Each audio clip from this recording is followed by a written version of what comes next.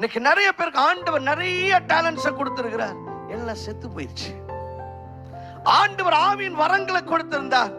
ஆவியின் வரங்கள் எப்பயுமே பயன்படுத்த அதுல ஷார்ப்பாவீங்க.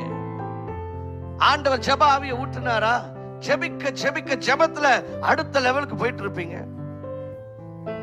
ஆண்டவர் உங்களுக்கு ஆவிக்குரிய வரங்களை, சுகமளிக்கிற வரம் கொடுத்திருக்கிறாரா, அதை பயன்படுத்தத்தானே அடுத்த லெவல் போக முடியும். தீர்க்க தரிசன வரம் கொடுத்திருக்கிறாரா, அதை பயன்படுத்தும் பொழுது அதுல ஷார்ப்பாவீங்க. எதையெல்லாம் புதைத்து வைக்கிறீர்களோ அது அழிந்து போகும். இன்னைக்கு நிறைய பேருக்கு ஆண்டவர் கொடுத்த நிறைய டேலண்ட், பாடுறதுக்கு டேலண்ட் கொடுத்திருக்கிறாரா, பயன்படுத்தினா தானங்க அது பெட்டர் ஆகும். ஆண்டவருக்கு நிறைய பேருக்கு ஆண்டவர் கொடுத்த டேலண்ட், சிலருக்கு நல்ல மற்றவர்களுக்கு ஆலோசனை கொடுக்கிற டேலண்ட் கொடுத்திருப்பார், மற்றவர்களை கம்ஃபர்ட் பண்ணுகிற ஆறுதல் படுத்துற டேலண்ட் கொடுத்திருப்பார். இப்படி நிறைய டேலண்ட் ஆண்டவர் நிறைய பேருக்கு கொடுத்து அது பயன்படுத்தப்படாதபடினாலே அழிந்து போய் கிடக்கிறது. இன்னைக்கு நான் சொல்றேன், wake up.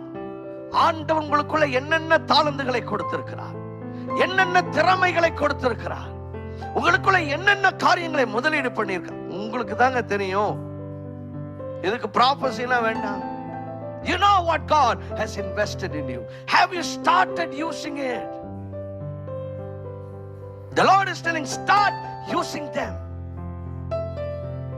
because the more you use it, the much better it becomes and sharper it becomes.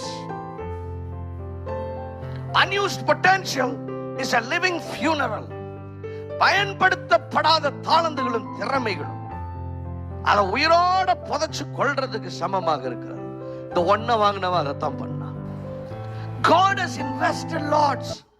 What are you doing with your life? What are you doing with your time?